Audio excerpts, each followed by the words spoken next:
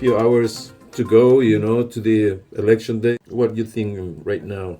I'm confident that Harris has the support. Okay, so that's my take is I think there are more supporters for Harris than for Trump.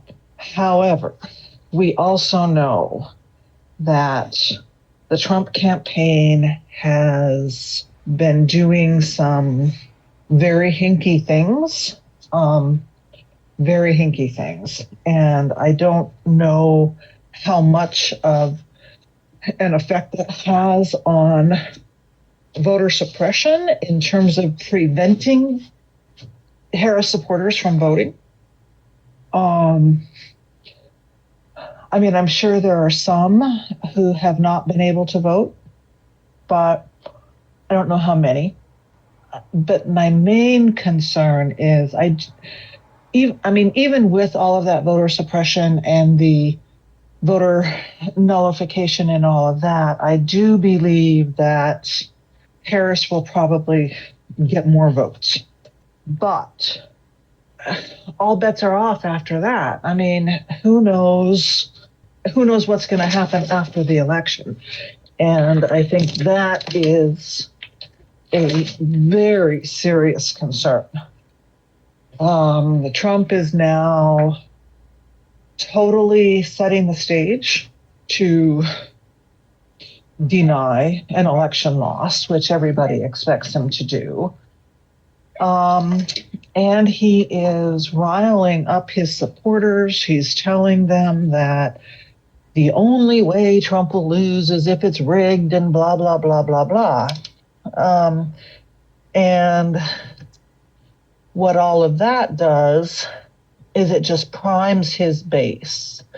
Now, will they turn to violence like they did 4 years ago? I don't think we're going to have a large-scale violent thing.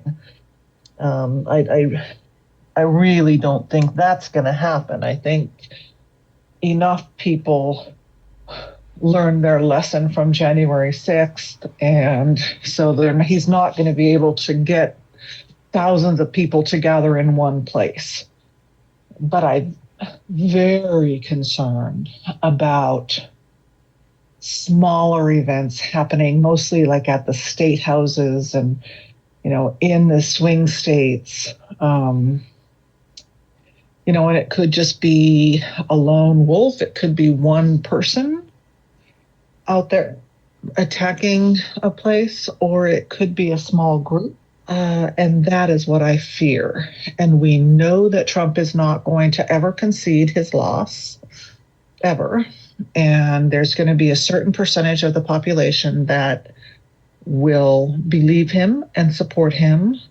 And that's a worry, because even if Trump is defeated this time, Trump kind of fades away. Trump is gonna go away, but Trumpism, the MAGA movement, remains. And those people have been so brainwashed and they believe the lies. They are living in an alternate reality to such a degree that all bets are off. I don't know where we go from here. So that's my thoughts. I agree with you. I guess the best thing we can do is just wait, until the election day, because this doesn't end in November 5th. We'll continue this for sure. Exactly. And the Supreme Court, if this election were to get up to the Supreme Court, there's six very conservative ones, 3 appointed by Trump and then 3 appointed by other presidents, but they have joined into the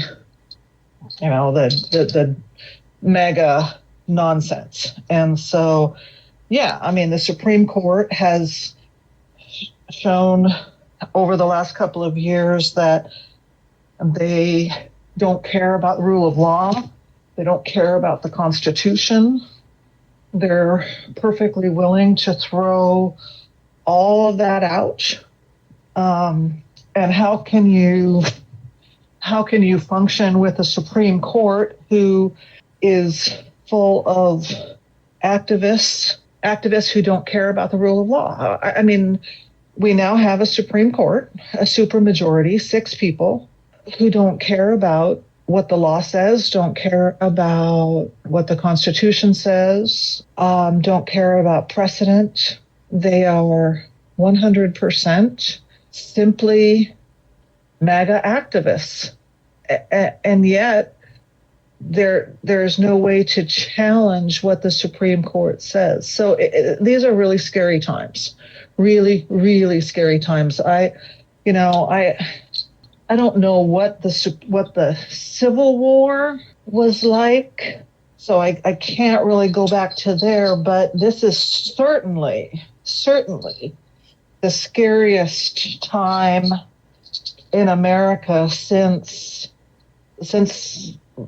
the beginning of the 1900s.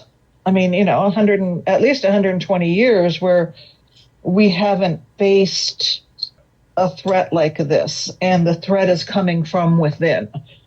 One of the things that Americans always say is that no foreign enemy can defeat us, and I do believe that's true, that nobody could ever invade our country and take it over or whatever. But we can be destroyed from within, and that's what's happening now.